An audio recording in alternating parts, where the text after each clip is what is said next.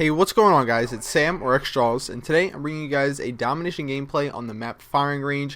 And before we get into the game in the background here, just thought I'd let you guys know that yes, I am using the Golden Galil, which I have actually showcased in another video before, but that video was actually me talking about the Golden Galil and whatnot, and showing you guys the gold camo on it for the first time. This time, I'm just using it randomly. I know I've already done a video with it. I just thought I'd let you guys know that I just felt like using the Galil, had the gold camo for it, thought I would use it because I know like people like to see the gold camo, so yeah, that's that. So anyway, this gameplay was a gameplay recorded in a live stream that I actually did last night, and a lot of people actually messaged me afterwards and asked me to do a commentary over it, so thought I would do just that right now. So anyway, when playing on Firing Range, the first thing I keep in mind is that when I'm playing, assuming that you are playing an objective game mode and you're playing like Domination, you absolutely need to know when to go to the middle of the map and when not to. Now, I'm sure you guys have heard commentators say before, keep your back to the outside of the map and never run across the middle of the map. That's, good advice and all if you have to really generalize, but let's, talk specifics. Sometimes you need to go to the center of the map, especially when playing Domination, because that's typically where the Domination B flag is going to be. So one thing that I can recommend to you guys, if you're trying to figure out, when is a good time and when is not a good time to go to the middle of the map, it's not as simple as just, do I have the B flag, do I need to get there, or do I not need to get there? It is as simple as pay attention to the kill feed. If you don't know what the kill feed is, what I'm referring to, in the bottom left hand corner of your screen, it shows when your teammates get kills and when your opponents get kills on your teammates. If you see, for example, like, right now, when 5 people on my team got 5 kills on 5 guys on the other team, I know that's an easy situation for me to turn around and, kind of feel relaxed, honestly. And it gives me an opportunity to run through the middle of the map. Now, of course, yes, when I say this, I do have a Blackbird up in the air, so that gives me, an extra element of safety. But what I'm just saying is that it's, pretty easy to just pay attention to where your teammates are on the map. If you see like a bunch of people on the other team getting kills, then you know that most likely if they already have the B flag, that's where they're going to be. And if they don't already have the B flag, that's where they're heading to. That's where they want to get to. So pay attention to little things like that, and they're going to, tell you when to and when not to go towards the middle of the map. For this gameplay, back to the class I'm using, Gold Galil with dual mag. I like the Galil on the map Firing Range because of the fact that really I'm not a huge submachine gun fan. I mean, obviously like the AK-74U is a good weapon and all, and obviously it's going to do better on Firing Range than pretty much any other weapon I could say, but you guys don't want to see gameplay with it, so when I compare the other submachine guns to the assault rifles in the game, I gotta say that things like the Galil and the FAMAS definitely stick out as some of the better weapons on Firing Range. Now, for example, take a look at the B, A, and C flags on Firing Range. Starting with A, if you go 360 degrees around at A, all the engagements that you could potentially get in are very close quarters and are advantageous to have a submachine gun in.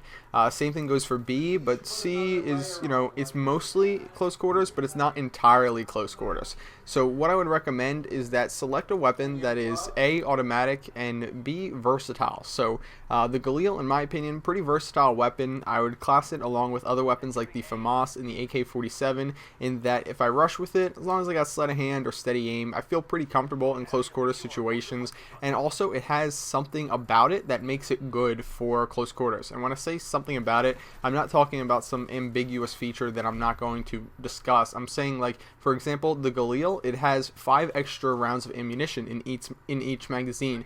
Now that sounds like next to nothing, and of course you're going to get into situations occasionally where that's going to help out, get an extra kill or whatever. But basically what I'm saying, or what I want to touch on, is that the Galil, unlike a lot of the submachine guns in this game, has a slower fire rate, and to make up for that, it has a higher damage, like pretty much all of the assault rifles, and it's a little bit less maneuverable, but that extra 5 bullets is going to be a lot more helpful on a gun like the Galil than it would otherwise be on something like the FAMAS, the AK-74U, or MP5, which all have higher rates of fire. So really, when you pay attention and compare the rate of fire, damage, and the clip size of each weapon, you're going to see that the Galil is actually a pretty good weapon for close quarters, and is sort of made more or less to balance it out at close quarters, unlike weapons like the Commando, which really don't fare too well in close quarters in my opinion. So again, guns like the FAMAS, which have really high fire rate, guns like the Galil, which have a little bit extra damage, and guns like the AK-47, which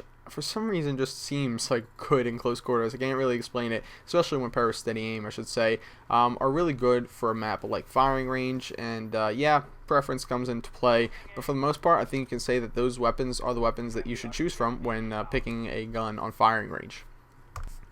Another thing I wanted to touch on in this video is talking about which flags to hold down, which ones are better. So providing that you're playing with some good guys, or you just have, a random group of guys who are actually kind of good and you're beating the other team pretty bad, which would you rather have, C, B, or A, B? So I just wanted to talk about this real quick. Basically, you got to look at, B as this neutral base that you should pretty much have on every map in this game. There might be a couple examples which I might talk about when I'm actually providing gameplay from that map, but on firing range you definitely want to hold B. The question is just A or C. So really you want to look at positives, but really it's disadvantages of each of the flags that are going to ultimately decide which one you want to use, which one you want to hold down. And in my opinion, A has too much of a disadvantage compared to C, that I'm just not going to want to hold down A. So if you look at C right here, because I like assault rifles on this map, it's really nice because it has these really long lines of sight. As you can see in this container right here that I just ran through,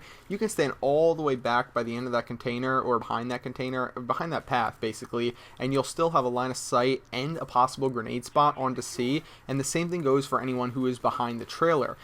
If you look at the other side of the map, if you look at the A flag, it's really closed in. It's hard to get a grenade on, first of all, from the spawn, because if you look at the spawns for when you're holding A, it's either going to be back by the firing range building, or it's going to be up towards the wooden building. And if you spawn on either side of that flag, it's going to be difficult to get, if you spawn on either side that I just mentioned, either the firing range or over here where I'm at by the wooden building, you're going to have a difficult time launching a grenade over the building onto A, which is going to make it a lot more difficult to get somebody off that flag should they decide, or should they get through your spawn and start capturing it. So I would probably recommend going with BC if you have the choice of the two. So anyway guys, final score of this game was 50 kills and 6 deaths, 5 captures and 8 defends. I hope you guys enjoyed the gameplay, and please give it a thumbs up.